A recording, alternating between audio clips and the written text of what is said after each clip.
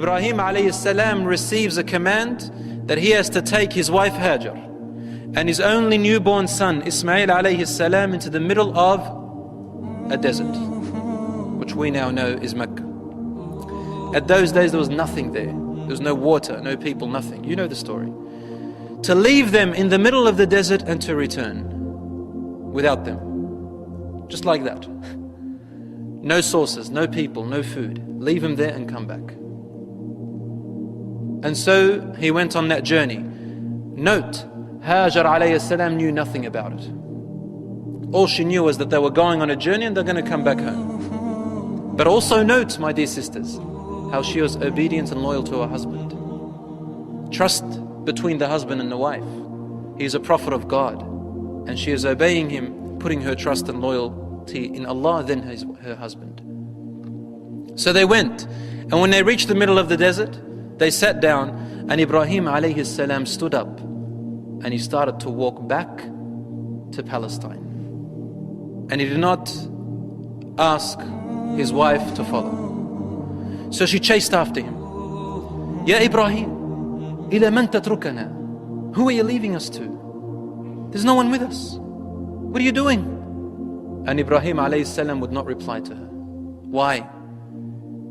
Because if he replies, we'll get into a conversation. And he is afraid that his heart may lose itself. He has to fulfill the command of Allah subhanahu wa ta'ala. Allah has a plan. He just kept walking straight without looking at her. And she kept on following him. Ya Ibrahim, ila man tatrukana? Who are you leaving us to? And he would not reply. He just kept walking.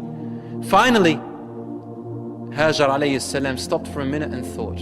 With her piety, with her righteousness, with her knowledge of Allah subhanahu wa ta'ala, she asked one simple question. Ya Ibrahim, Allahu amaraka bihada?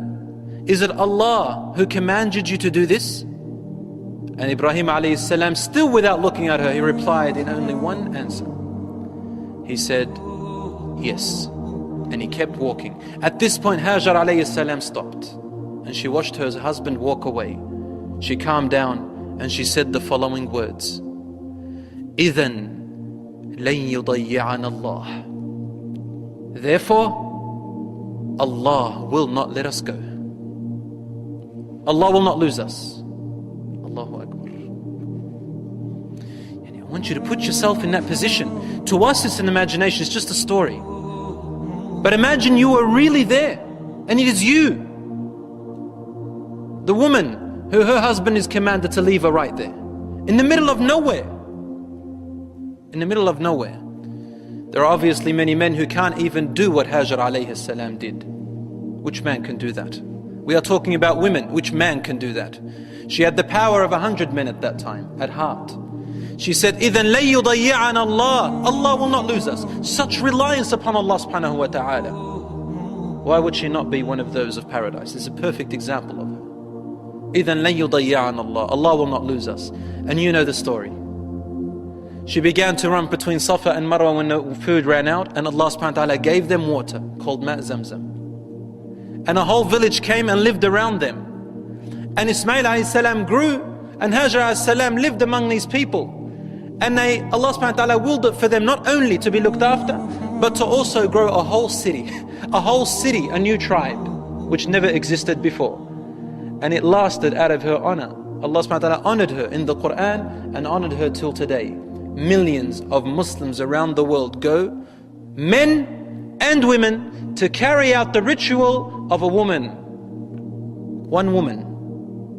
What do? We actually hurry between Safa and Marwa. What is it? It's walking and hurrying between Safa and Marwa. Why? Just because of one woman.